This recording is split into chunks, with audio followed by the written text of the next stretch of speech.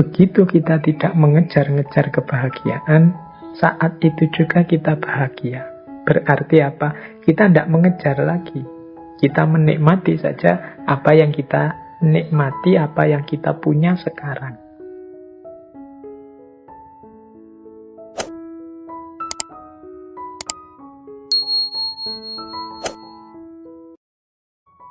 Assalamualaikum warahmatullahi wabarakatuh. Yang pertama adalah ada prinsip seperti ini. Dalam kebenaran ada setitik kesalahan, dan dalam kesalahan ada setitik kebenaran. Ini yang saya jelaskan tadi di gambar kolom yang putih yang ada titik hitam, di kolom yang hitam ada titik putih. Kebenaran-kebenaran yang kita yakini, wong kita itu manusia, pastinya juga tidak sempurna. Kesalahan-kesalahan yang kita lakukan ya tidak gelap total. Masih ada sedikit-sedikit, mungkin kita tidak sadar titik kebenaran. Teman-teman mungkin masih ingat cerita, misalnya begini untuk menerjemahkan prinsip ini. Masih ingat cerita tentang seorang, kalau bahasanya, perempuan nakal, perempuan yang pekerjaannya tunasusila, yang masuk surga hanya karena memberi minum seekor anjing yang kehausan. Itu kalau secara normatif pakai hukum moral sosial agama, perempuan ini kan perempuan dalam tanda petik ya, dalam wilayah yang hitam. Tapi ternyata dalam kehitaman hidupnya masih ada satu titik putih yang kecil, yaitu kasih sayangnya terhadap seekor anjing yang kehausan. Ternyata hanya dari satu titik putih yang kecil ini justru Allah ridho dan berkenan terhadap dirinya sehingga dia masuk surga karena itu. Berarti hitam tadi yang sangat luas terhapus oleh titik putih yang kecil. Jadi cerita wanita tunasusila yang masuk surga karena memberi minum seekor anjing yang kehausan. Sebaliknya juga begitu. Mungkin teman-teman pernah juga mendengar tentang kisah, ya meskipun kita sebut saja ini fiktif, kisah tentang seorang kiai yang masuk neraka hanya gara-gara selilit. Nah ini kisah selilit. Selilit itu mungkin bagi yang tidak Jawa ya, selilit itu tusuk gigi. Kayu yang sangat kecil yang kita pakai untuk nyongkel sisa makanan dari gigi kita. Nih, cerita selilit sang kiai ini kan, ya kiai ini mestinya orang putih. Tapi ada ternyata satu titik hitam dalam sejarah hidupnya yang ternyata malah mengundang ketidakridhoan Allah. Jadi kiai ini suatu ketika pulang dari rumah tetangganya, mungkin pulang dari kenduri di rumah tetangganya, terus ya karena mungkin sudah sepuh, giginya sudah banyak lubangnya sehingga banyak sisa makanan yang harus diambil, selilitan. Sambil pulang dia secara tidak sadar jadi nyuwil mematahkan sedikit kayu dari pagernya rumahnya tetangganya. Ya mungkin ada pagar yang kayunya sudah meluwek-meluwek, itu dia cuil sedikit kayunya untuk tusuk gigi. Itu kan sangat kecil, mungkin tetangganya juga peduli amat sama itu. Tapi ternyata ketidakpeduliannya terhadap miliknya orang lain, meskipun itu hanya secuil kecil, mengundang tidak ridhonya Allah. Jadi beliau yang putih ini gara-gara titik hitam yang kecil akhirnya tidak selamat di akhirat. Tapi dia perempuan yang melakukan aneka warna dosa sehingga hidupnya hitam hanya karena titik kecil putih ketika memberi minum seekor anjing yang kehausan, mengundang ridhonya Allah dan keselamatannya di akhirat. Maka ada prinsip dalam kebenaran, kadang ada setitik kesalahan yang menghancurkan. Kalau tidak hati-hati dalam kesalahan, jangan putus asa, pasti masih ada titik-titik kebenaran. Itu prinsip pertama. Baik, melanjutkan prinsip yin yang dan wu wei tadi. Yang kedua, kebaikan yang berlebih akan berbuah keburukan. Ini kalau teman-teman memperhatikan, hari ini kan banyak wacana-wacana untuk kita hidup secara moderat, seimbang. Dengan prinsip ini sebenarnya bahkan kebaikan pun harus kita jalankan secara seimbang, tidak berlebihan. Jadi baik, makan itu baik, tapi makan yang berlebihan jadi buruk. Sedekah itu baik, tapi sedekah yang berlebihan sampai tidak memperhatikan kebutuhannya sendiri itu buruk. Jadi bahasanya Al-Quran, wala tusrifu, jangan berlebihan. Sholat itu baik, tapi sholat terus-terusan itu buruk. Ada cerita Rasulullah itu satu ketika kedatangan beberapa tamu, para sahabat. Saat itu Rasulullah tidak di rumah. Jadi tamu ini ditemui oleh istri beliau. Sambil menunggu Rasulullah, istri beliau ini cerita tentang bagaimana Rasulullah itu seriusnya beragama. Kalau malam juga sholat, sering puasa, dan lain sebagainya. Nah, para tamu ini merasa, wah Rasulullah aja yang dijamin masuk surga, dijamin diampuni Allah, ibadahnya seserius itu. Maka saya berarti harus berkali lipat dari itu. Sehingga yang satu bilang, kalau begitu saya tidak akan tidur lagi lah, saya mau sholat malam terus. Yang satu bilang, wah kalau begitu saya akan puasa terus lah, tidak ada berbukanya, pokoknya poso terus tiap hari. Yang satu bilang, wah kalau begitu saya fokus dalam agama, menjauh dari dunia, saya tidak akan menikah, hidupku kupersembahkan pada Allah. Nah, setelah Rasulullah datang, Rasulullah mendengar kata-kata dari tamu-tamunya ini, terus Rasulullah bersabda bahwa aku ini lebih takut kepada Allah. Aku ini lebih bertakwa kepada Allah dibandingkan kalian. Tetapi aku berpuasa juga berbuka. Jadi tidak puasa terus-menerus. Aku sholat malam, tapi juga tidur.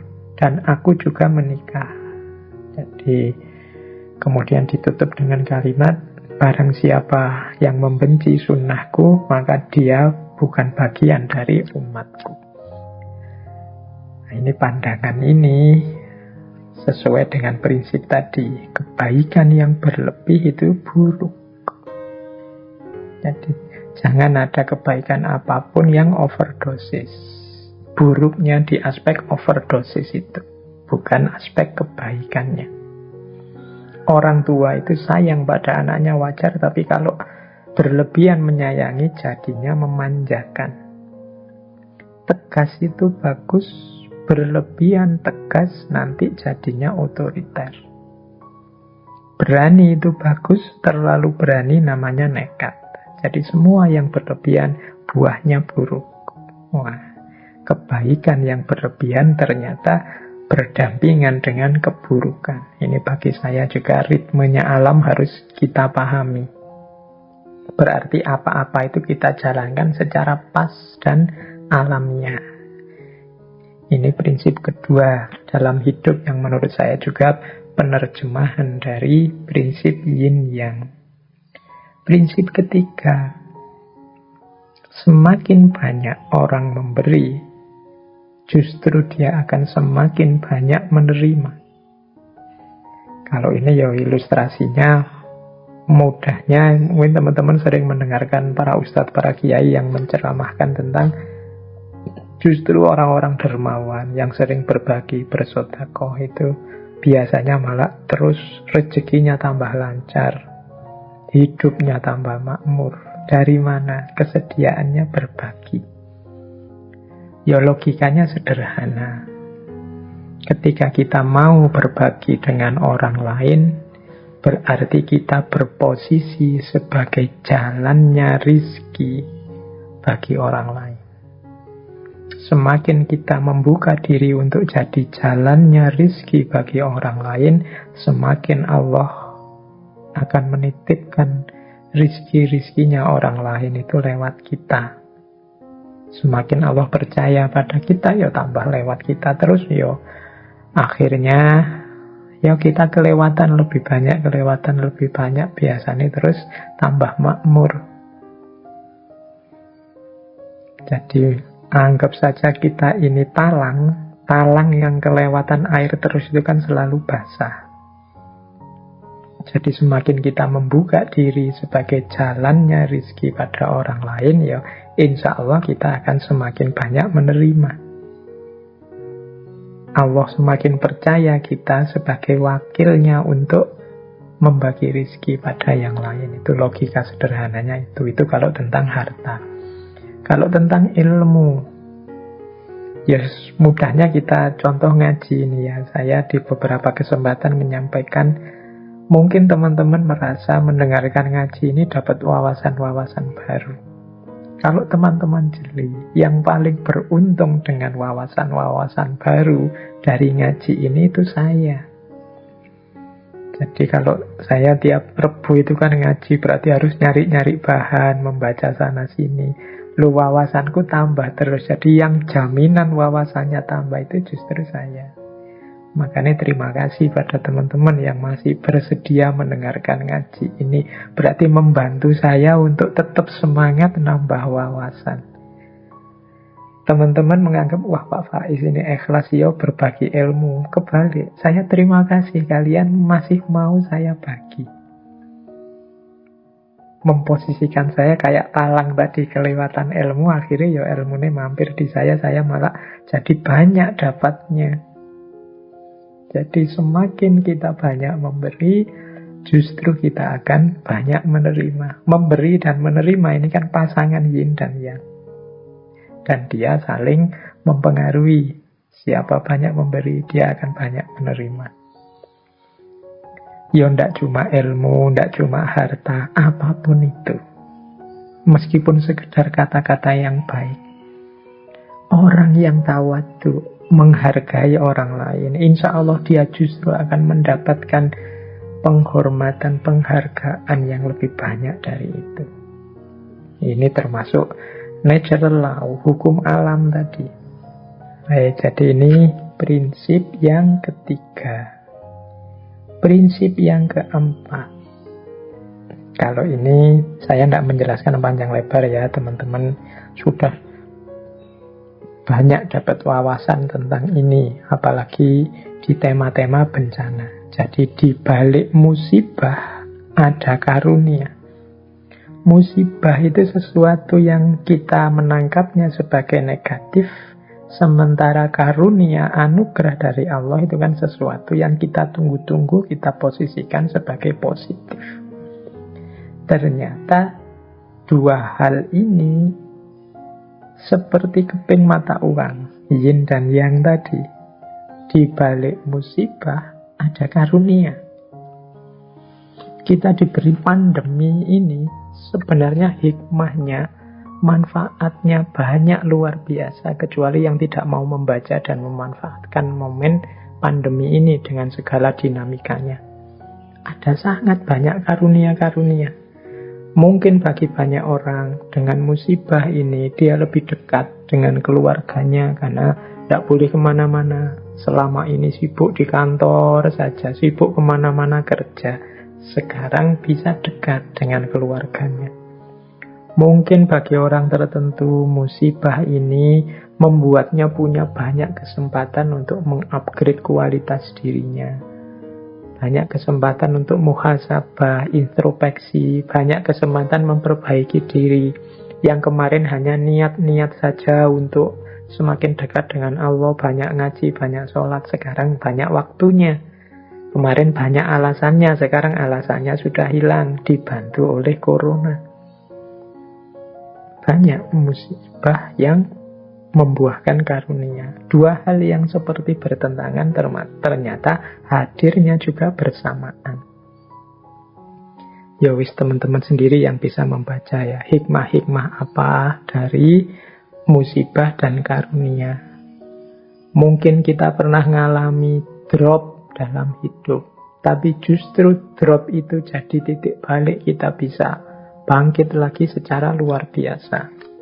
Teman-teman bolehlah membaca kisah-kisah para CEO besar, kisah-kisah orang besar. Itu pasti ada momen-momen beliau jatuh sejatuh-jatuhnya, tapi justru momen itu jadi awal kebangkitan setinggi-tingginya.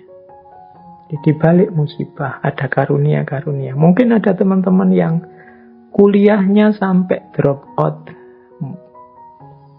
tapi justru karena drop out itu dia akhirnya hidup dengan tidak mengandalkan ijazah dan gelar, dan ternyata dia lebih sukses dari itu. Nah, itu juga ada. Dan lain sebagainya. Jadi contoh-contoh bahwa musibah ternyata di balik itu ada karunia yang luar biasa. Seolah-olah bertentangan, tapi kehadirannya beriringan. Ada juga prinsip pujian membuat terlena, celaan membuat waspada. Pujian ini positif, celaan itu negatif.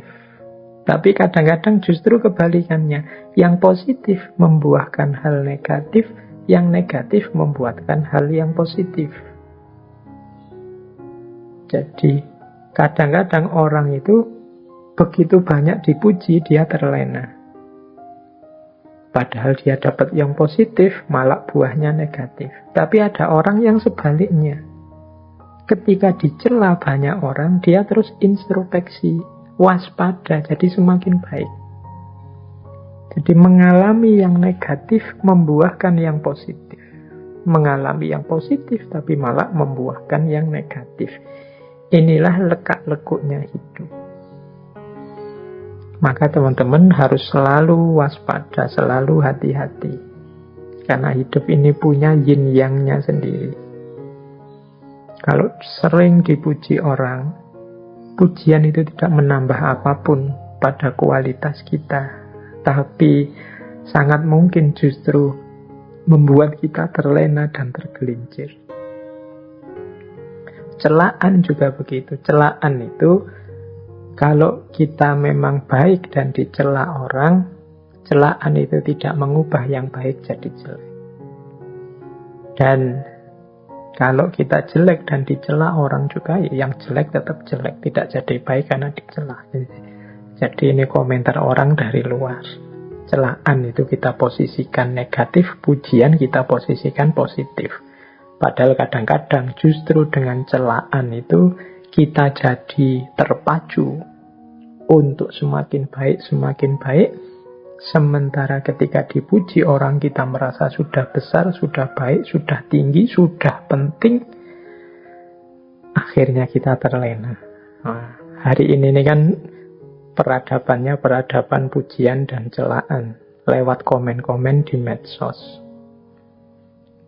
Kita harus selalu waspada. Kita misalnya posting apa yang kelihatannya positif, bagus, terus yang like banyak, yang komen positif banyak, terus kita seneng, terus kita bangga, kita merasa sudah besar, kita merasa sudah tinggi, akhirnya justru kita mandek, wong merasa sudah besar, akhirnya justru kita tergelincir. Sebaliknya kadang kita dikomentari jelek, kadang kita tidak dianggap, membuat kita terpacu untuk berkarya terus, lebih baik terus, dan sebagainya. Maka penting kita hati-hati, karena hidup ini ada yin, ada yang. Ada pasangan-pasangan positif dan negatif. Yang positif pujian, ternyata ada pasangan sebaliknya, keterlenaan, ketidakwaspadaan. Yang negatif, celaan, ternyata ada pasangan sebaliknya, keterpacuan, semangat untuk lebih baik.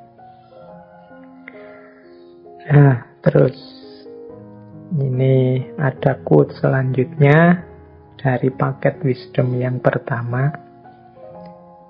Orang yang paling engkau cintai adalah yang juga mungkin memberikan sakit yang paling dalam kepadamu. Cinta itu kan sesuatu yang positif, kita gandengkan dengan kebahagiaan, kenikmatan hidup. Lawannya cinta itu seringkali sakit hati atau patah hati. Ternyata dalam ritme hidup kita di dunia ini, justru orang yang paling kita cintai adalah orang yang punya potensi untuk memberikan sakit yang paling besar dalam hidup kita. Nah, ini sudah natural. Kalau kita cinta pada seseorang, kemudian dia membohongi kita, maka kebencian kita, kekecewaan kita berlipat dibandingkan kalau dibohongi orang yang tidak kita kenal atau orang yang kita anggap biasa-biasa saja. Jadi orang yang kita cintai itu sebenarnya orang yang membawa bibit sakit yang paling besar dibandingkan orang yang tidak kita cintai, orang yang kita anggap biasa-biasa saja. Jadi ini, terus berarti kita jangan mencintai, Pak. Ya bukan begitu, tetap saja mencintai, tapi sambil engkau ingat hukum alami, hukum kodrat di dunia ini, bahwa yang selalu jejer dengan yin. Jadi cinta dan patah hati, cinta dan sakit hati itu satu paket. Kalau orang yang mencintaimu, menyakitimu, itu kan rasa sakitmu jauh lebih dalam dibandingkan orang yang tidak kamu cintai, apalagi orang yang kamu benci. Kalau ada orang yang kamu benci terus mencacimu, menjelek-jelekkanmu, engkau kan biasa saja. Mungkin engkau bilang, alah peduli amat. Biar aja, dia memang begitu, karena memang engkau sudah benci. Tapi kalau orang yang engkau cintai melakukan hal yang menyakitimu, kalian kan tidak bisa bilang, biasa saja. Tidak, karena engkau cintai, maka sakitmu lebih dalam. Inilah yin yang. Makanya tadi, siap-siaplah menghadapi yin dan yang, pasangan-pasangan dalam hidup. Kalau kita ngerti rumusnya, mungkin sakitnya tidak sedalam itu. Oh iya sih, mengapa ya kok rasa sakitnya sedalam ini? Nah, jawabannya berarti mungkin karena memang aku benar-benar mencintainya. Cintaku memang sudah sangat dalam. Harusnya kalau teman-teman ingin ngukur sejauh mana cintanya seseorang padamu, itu ya bisa dilihat dari sejauh mana dia sakit, dia kecewa, dia patah kalau sudah tidak sama kamu lagi. Karena logika yin yang-nya itu, orang yang paling engkau cintai adalah juga orang yang mungkin memberikan rasa sakit yang paling sakit dalam dirimu. Oke. Semoga nanti ada waktu ya kita membahas patah hati. Atau mungkin bulan depan saja ya kita membahas filsafat cinta, tapi dari sudut yang berbeda. Bukan indah-indahnya, tapi aspek kepatah hatiannya. Oke, itu paket pertama dari wisdom yang saya bawa. Ada paket kedua yang berhubungan dengan yin yang. Ini waktunya tinggal 30 menit. Saya agak percepat. Harusnya ada 5 paket, tapi semoga nyampe 5-5-nya. Kalau enggak ya kita lanjutkan mungkin di sesi kapan-kapan ada kita bahas 5 unsur tadi. Nah, wisdom kedua berhubungan dengan yin yang. Yang pertama apa? Kebebasan sejati justru terletak pada pemahaman kita terhadap batas. Nah, ini kan bertentangan antara bebas dengan batas. orang bebas itu orang yang tidak mau diberi batas. Tapi justru kalau mengikuti filosofi yin dan yang, kebebasan yang sejati itu kalau kita ngerti batas. Kalau kita tidak ngerti batas, mana bisa kita bebas? Makna pertamanya adalah, kalian bebas itu kan harusnya ngerti. Bebas dari apa? Bebas melawan apa? Bebas dalam hal apa? Dari apa? Dalam hal apa? Ini kan batas-batasnya. Kalau kalian tidak ngerti batasnya, kalian tidak akan tahu sudah bebas apa belum. Misalnya Indonesia merdeka, itu kan garis batasnya adalah ketika dia berhasil mengusir penjajah. Nah, kalau penjajahnya sudah terusir, barulah kita bisa disebut bebas. Batasnya kebebasan itu adalah terusirnya penjajah. Kita tahu, ketika penjajahnya sudah terusir, ini berarti aku sudah bebas. Jadi bebas itu justru ketika kita tahu batasnya. Itu makna yang pertama. Makna yang kedua adalah hidup ini betapapun ada batasnya. Jadi ada titik-titik di mana kita tidak bisa menjangkau. Maka silahkan mematok kebebasan, silahkan memancang ingin bebas, tapi harus sadar kekuatanmu sampai mana, kemampuanmu sampai apa, kebisaanmu sampai mana. Karena kalau tidak, justru kebebasan itu akan jadi belenggumu. Misalnya, saya bercita-cita untuk punya hotel sampai tingkat 100 misalnya. Itu kan, itu hakmu bebas memancang itu. Tapi kamu juga harus tahu batas pada saatnya. Jadi, karena kalau engkau tidak tahu batas, justru rumusmu untuk punya hotel sampai tingkat 40 itu jadinya bukan kebebasanmu, tapi justru manifestasi keterpenjaraanmu, manifestasi keterbelengguanmu. Engkau sedang dibelenggu oleh cita-citamu, mimpimu, keinginanmu. Nah, jadi untuk bebas kita harus tahu batas diri kita. Berharap oke, bermimpi oke, tapi sambil cerdas memanage batas. Oh iya Pak, saya itu kuat di sini, lemah di sini. Jadi saya ingin punya cita-cita ini. Insya Allah kalau ini akan bisa saya wujudkan. Nah, ini bebas. Tapi ketika kalian matok yang tidak sesuai dengan kapasitasmu, misalnya saya ingin Pak, tahun depan saya sudah lulus kuliah ini. Sekarang semester berapa Mas? Sekarang semester 2 Pak. Oh itu kamu berarti tidak bisa ngukur, tidak ngerti situasimu. Kamu tidak ngerti, tidak tahu batasmu.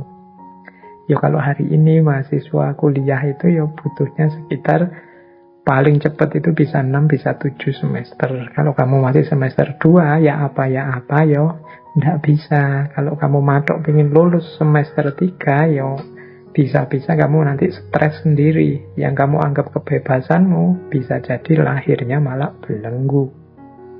Kamu terobsesi, berambisi, akhirnya stres. Maka kebebasan yang sejati justru terletak pada pengetahuanmu tentang batas. Baik, terus saat sesuatu terlalu dominan, maka kebalikannya juga akan tumbuh. Ini ada hukum bahwa kalau kita terlalu menekan sesuatu, justru yang sangat kita tekan-tekan, kita sembunyi-sembunyikan itu pada saatnya akan keluar, muncul, meledak. Atau saat sesuatu terlalu dominan, maka kebalikannya juga akan tumbuh. ketika ada titik di mana orang bebas sebebas-bebasnya, biasanya kemudian muncul kontranya. Cara berpikir, cara hidup yang ekstrim sebaliknya. Terikat seterikat-terikatnya. Ingin diatur, ingin ngatur A sampai Z. Ketika orang tidak bisa diatur, ngawur-ngawurnya, biasanya terus kebalikannya muncul. Ada orang yang muncul ingin ngatur sengatur-ngaturnya A sampai Z. Jadi ketika sesuatu terlalu dominan, maka kebalikannya juga akan tumbuh.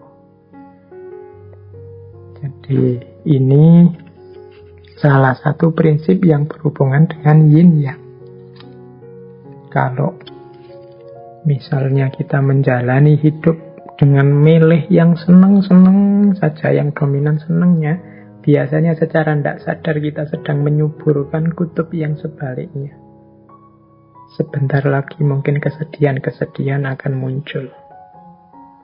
Jadi karena dominan di satu kutub, kita melihat itu saja, biasanya kita lupa bahwa kutub yang lain juga sedang tumbuh.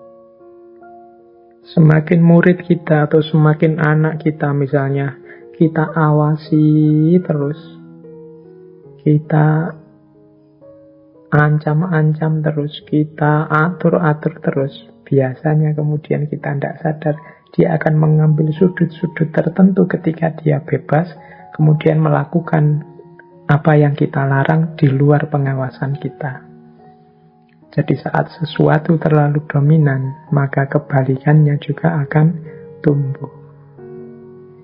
Kebebasan yang tanpa batas pada gilirannya juga akan menumbuhkan orang-orang yang ingin memaksakan batas pada hidup kita. Ini prinsip yang juga modelnya adalah yin dan yang. Kemudian semakin besar harapan, semakin besar ketakutan. Nah, ini prinsip yin yang juga. Jadi makanya harapan itu jangan berlebihan. Karena di balik harapan yang berlebihan tersembunyi ketakutan-ketakutan yang berlebihan, sebaliknya juga begitu. Jadi kalau kita punya harapan, Pak, saya ingin ini, saya ingin itu, saya ingin ini, saya banyak sekali keinginan kita. Di balik harapan itu kan sebenarnya ada ketakutan-ketakutan. Pak, saya ingin lulus cepat, Pak. Itu di balik itu ada ketakutan, gimana kalau kuliahku tidak selesai-selesai. Pak, saya ingin segera menikah, Pak. Itu di balik itu ada diam-diam engkau takut, khawatir saya kalau tidak dapat calon gimana ya. Jadi semakin banyak harapan, semakin besar harapan, semakin di balik itu ada ketakutan-ketakutan. Saya ingin Indonesia ini tidak lama lagi jaya jadi negara nomor 1 di dunia. Nah, itu kan harapan besar, diamini saja. Tapi jangan lupa, semakin besar harapan, semakin di balik itu menyisakan ketakutan-ketakutan. Apa ya bisa ya? Apa mungkin ya? Wong Indonesia hari ini itu situasinya seperti ini, kita takut. Kalau tadi tidak berharap mungkin ya tidak takut, tapi karena kita sudah mancang harapan, akhirnya takut. Semoga engkau lah nanti yang mendampingi hidupku sampai tua. Itu kan harapan. Di balik itu diam-diam ada ketakutan. Kalau bukan engkau yang menemaniku sampai tua, apa aku bisa ya? Apa aku mampu ya? Nah itu di balik harapan ada ketakutan. Dan ini sudah prinsipnya yin yang. Tinggal kita pedomani, kemudian kita kelola biar efeknya positif dalam hidup kita. Berarti ya, harapan tidak harus berlebihan, ketakutan juga begitu. Biar tidak bandul baliknya justru menghancurkan kita. Jadi karena terlalu besar harapan, akhirnya juga ketakutannya terlalu besar. Ketika harapan dan ketakutan terlalu besar, ya beban hidupmu akan sangat berat. Diikuti saja tadi wuwe, ritmenya alam. Hidup yang pas saja, yang sederhana, diikuti alirannya air. Nah, terus yang keempat, dari paket kedua wisdom kita, teman-teman mungkin pernah dengar ya istilah dunia akhirat. Ini juga seperti yin dan yang. Jadi mana positif, mana negatif, ini tergantung orangnya yang memposisikan. Tapi ada pernyataan begini, dunia adalah ladang bagi akhirat. Sebaliknya juga, akhirat itu adalah orientasi, adalah kendali bagi dunia. Kita harus melakukan kebaikan di dunia, biar akhirat kita sukses.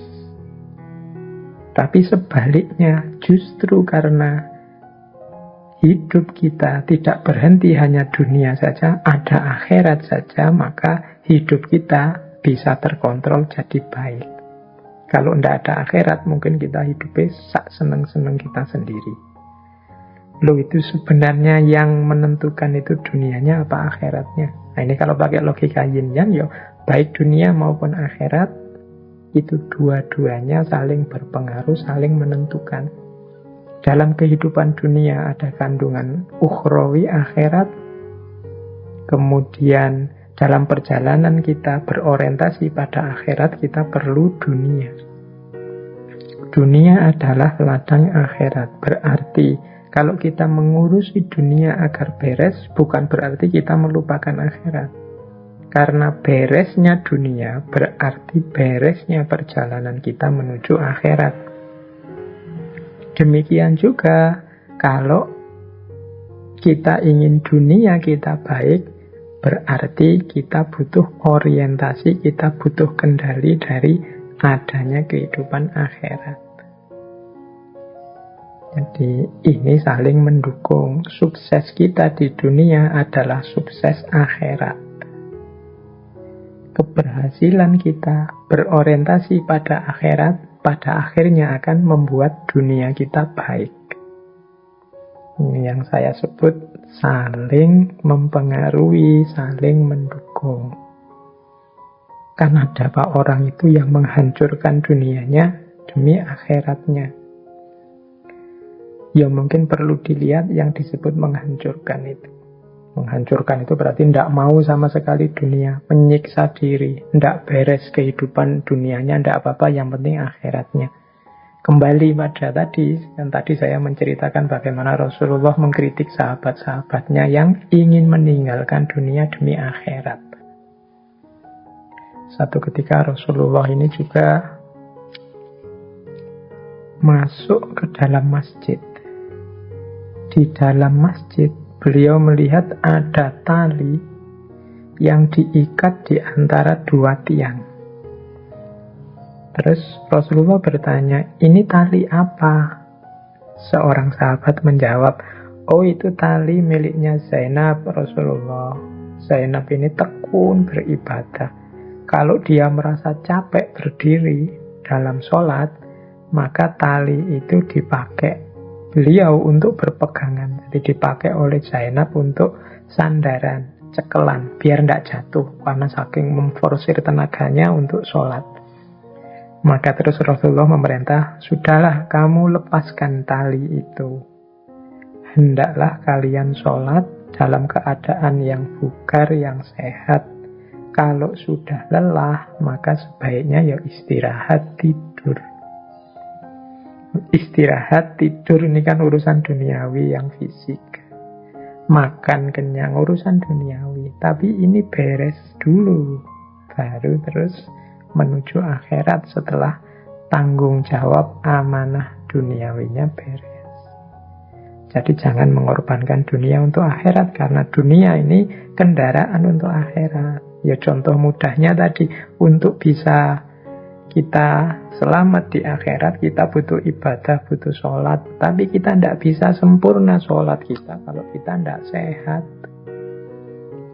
Kalau kita tidak nyaman hidup kita, tidak tenang hidup kita, maka kita bereskan dulu yang dunia. Ini menghadapi pandemi juga begitu.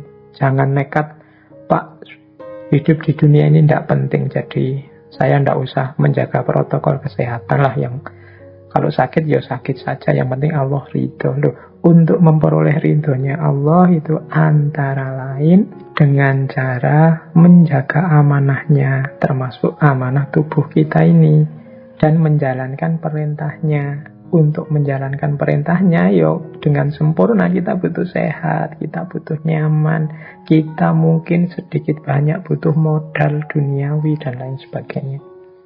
Jadi dunia adalah ladangnya akhirat, dan akhirat adalah sebagai kendali dan orientasi untuk dunia.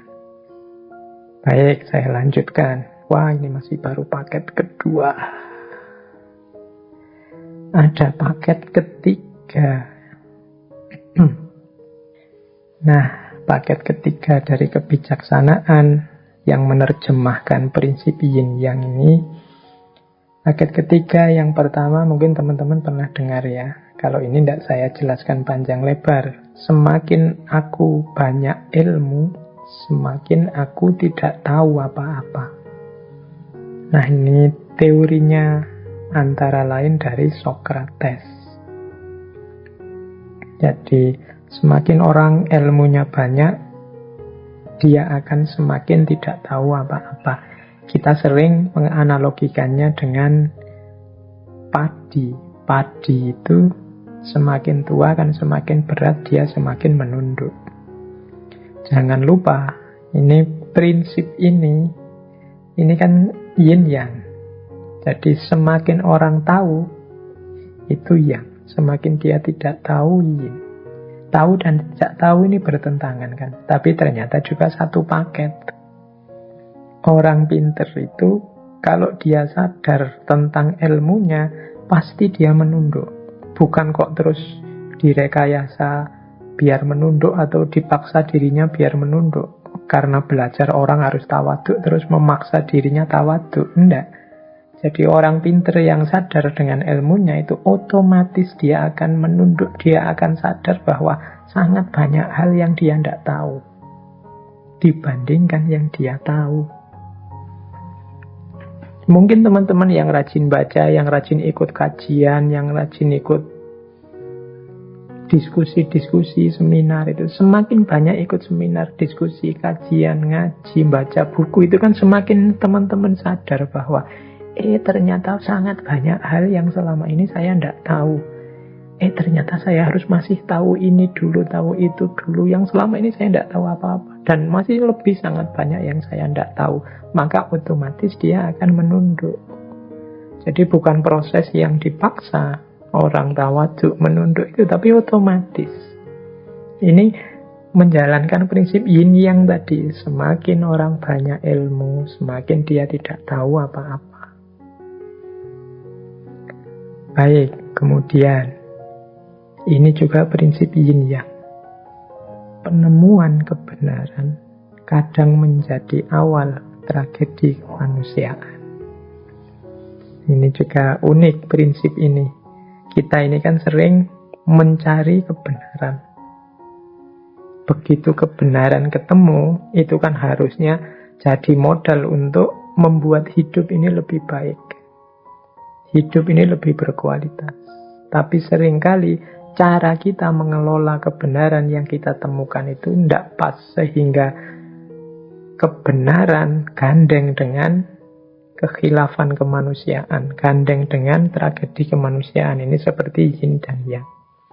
Semakin manusia pinter di akal, seringkali semakin merosot di budi kemanusiaan.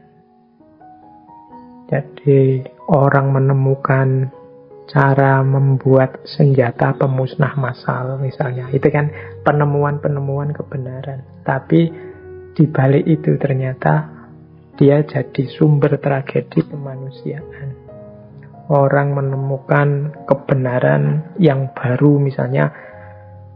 Oh, ternyata yang dimaksud oleh agama itu ini toh. Berarti yang benar ini. Berarti yang selama ini salah. Wah, terus diangkatlah ke publik.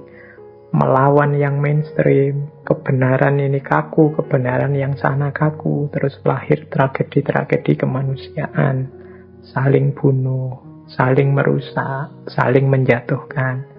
Harusnya kebenaran itu jadi berkah dalam hidup, tapi karena manusianya tidak pintar mengelola, yang muncul justru kebalikannya, tragedi-tragedi kemanusiaan. Jadi teman-teman harus waspada karena ya itulah hidup. Ada yin, ada yang. Terus, nah kesempurnaan manusia terletak pada kerelaannya menerima ketidaksempurnaan. Ini juga prinsip kontradiksi, prinsip polarity. Kesempurnaan dan ketidaksempurnaan ini kan hitam putih. Tapi ternyata berpasangan. Kalau kita ingin mendapatkan kesempurnaan, justru jalannya adalah dengan cara menerima ketidaksempurnaan. Mengapa begitu? Ya karena manusia itu terbatas, mustahil sempurna. Kalau dia ngotot, pokoknya ingin ketemu yang paling sempurna, dia pasti tidak ketemu. Paling tidak, ketidaksempurnaannya, ketidakketemuannya terletak pada kekurangannya untuk mengejar yang sempurna. Jadi ambisinya untuk mencari yang sempurna itu justru menunjukkan dia tidak sempurna. Maka kesempurnaan itu justru terletak pada kerelaan kita bahwa aku ini memang tidak sempurna. Nah, titiknya justru di situ akhirnya. Karena kesempurnaan yang paripurna tidak mungkin ditemukan.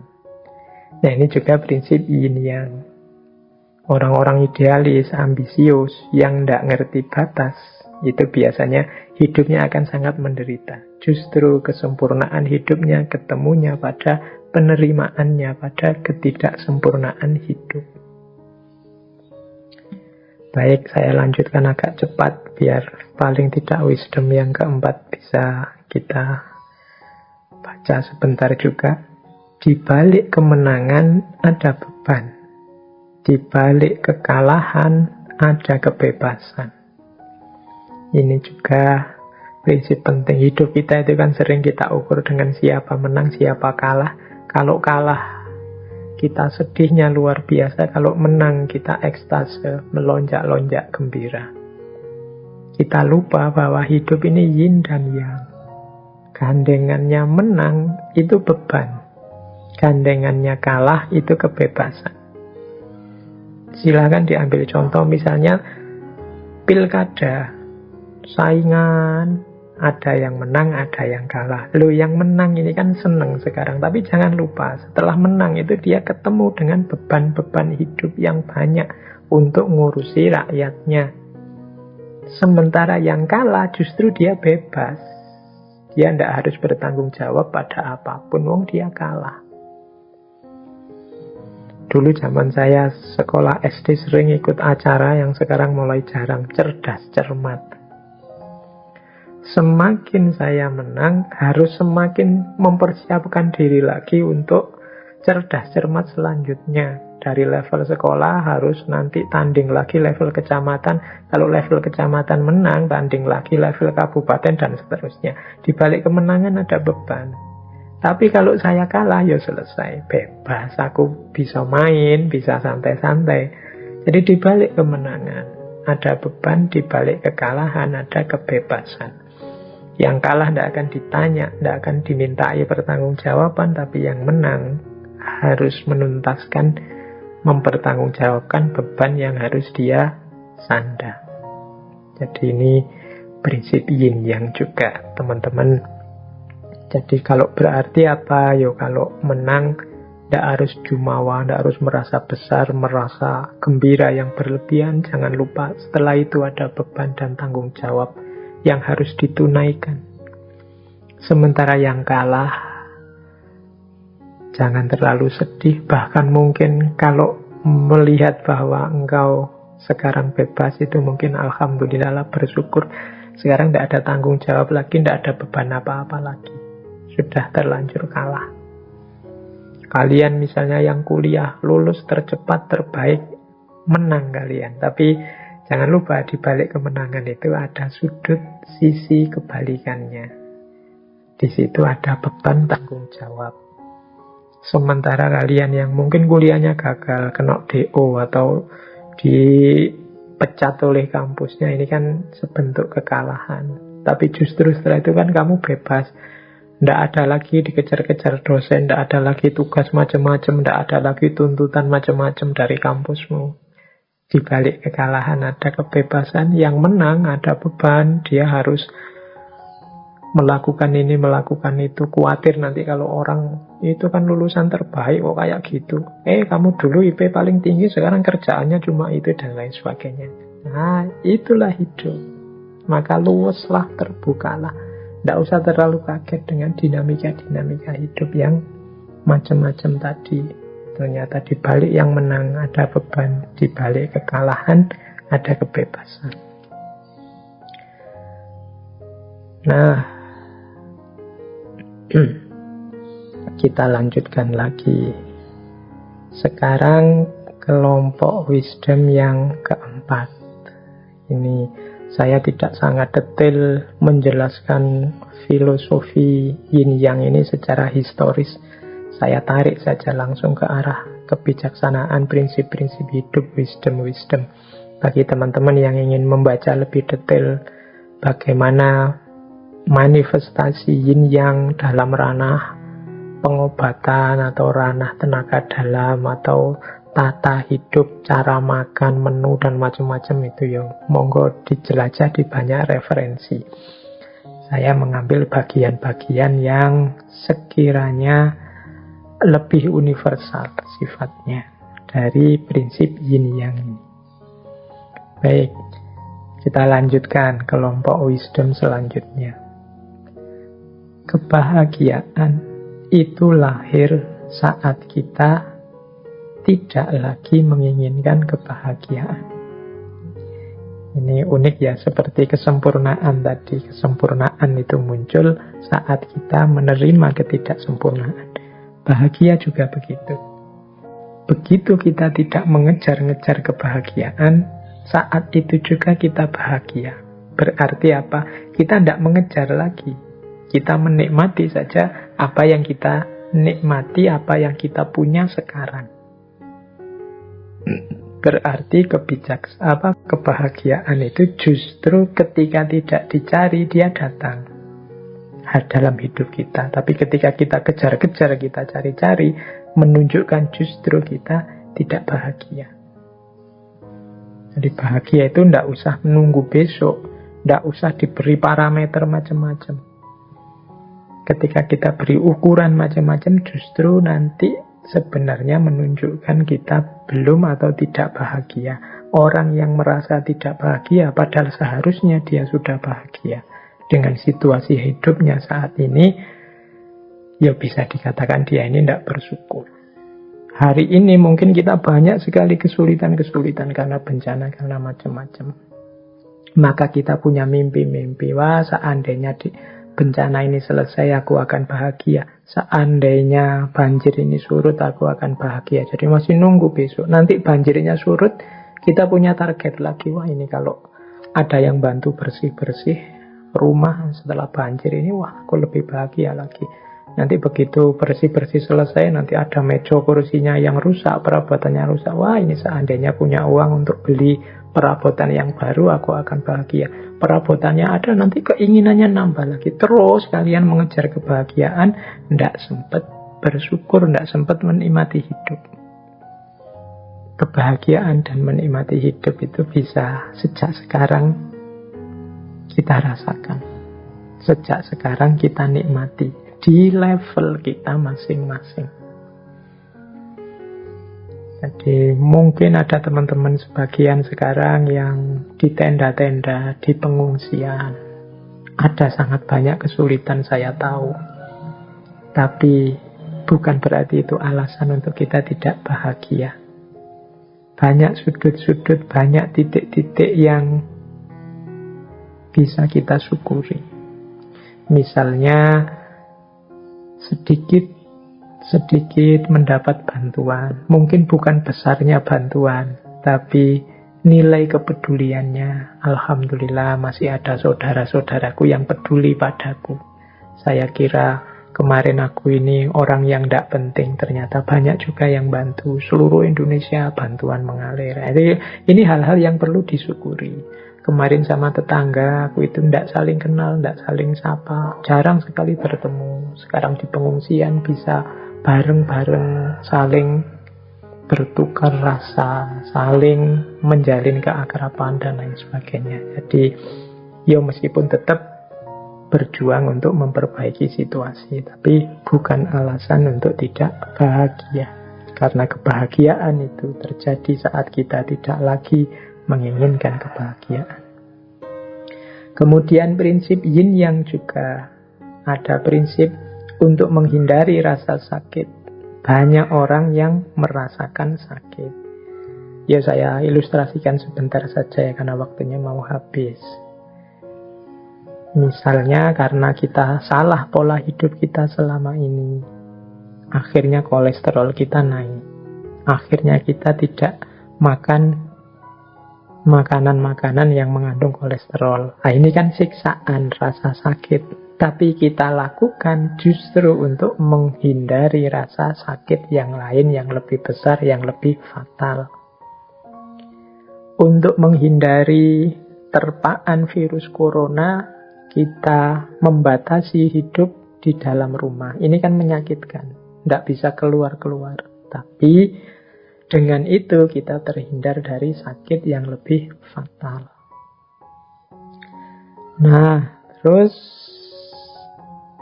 prinsip, semoga itu sudah bisa ditangkap. Jadi untuk menghindari rasa sakit, banyak yang merasakan sakit. Vaksin itu ya menyakitkan sebenarnya, wong disuntik. Apalagi bagi yang tidak berani suntik itu mengerikan. Tapi ya harus mau sakit biar terhindar dari rasa sakit yang lebih besar. Nyapu di rumah itu kan sakit, capek. Tapi dengan kita rajin nyapu-nyapu, bersih-bersih di rumah, penyakit yang lebih besar, lebih fatal bisa terhindar. Nah, ini yin dan yang.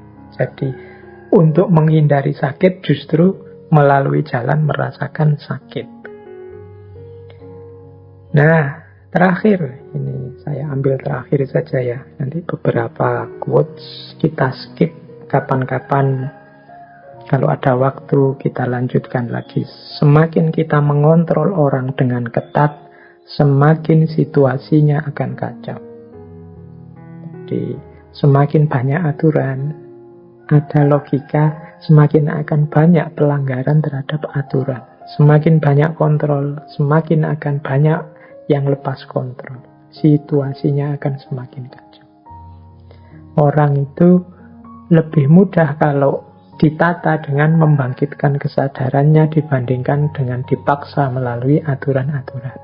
Tapi kadang-kadang memang di level ketidaksadaran perlu aturan dan pemaksaan. Tapi kadang-kadang terlalu banyak aturan, terlalu ketat dengan aturan, semakin besar potensi kekacauan yang terjadi. Ini juga prinsip yin yang.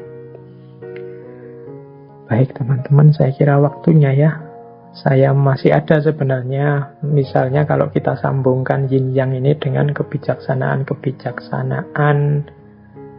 Nusantara, Jawa misalnya yang saya pahami, kita punya misalnya sugih tanpa bonjol, digdaya tanpa aji, ngeluruk tanpa bolo, menang tanpa ngasorake. Ini kan prinsip hitam dan putih. Menang dan kalah itu dua hal yang bertentangan. Tapi bagaimana kita bisa menang tapi tanpa ngasorake, menang tapi tidak dengan cara menaklukkan, sakti tapi tanpa aji-aji, sugih tapi tanpa bondo. Nah ini kan prinsip yin yang sebenarnya. Atau orang Jawa yang bilang wani ngalah itu luhur wekasane. Orang yang mengalah itu justru dia akan yang naik dan mulia. Nah ini prinsip yang perlu dijelaskan panjang lebar. Atau prinsipnya Sunan Kalijaga, ngeli ananging ora keli. Jadi ikut arus tapi tidak hanyut. Nah ini bagi saya tetap semacam yin yang. Atau yang populer sekali, ngono ya ngono, ning aja ngono. Jadi kalau dalam Dalam khazanah Jawa juga berhubungan dengan yin. Ngunu tapi jangan begitu. Dan lain sebagainya masih banyak. Minggu depan coba kita gali yang khazanah-khazanah Jawa, tapi tidak lewat yin yang, kita gali lewat falsafah cokro manggilingan. Baik, terakhir, sangat akhir, sebagaimana kemarin The Law of Attraction, saya cuplikkan sedikit ayat yang mungkin relevan, juga hadis. Untuk yang yin yang ini mungkin teman-teman bisa misalnya surat Yasin ayat 36. Subhanalladzi khalaqal azwaja kullaha mimma tumbitul ardu wa min anfusihim wa mimma la ya'lamun. Maha suci Allah yang menciptakan berpasang-pasangan segala sesuatu.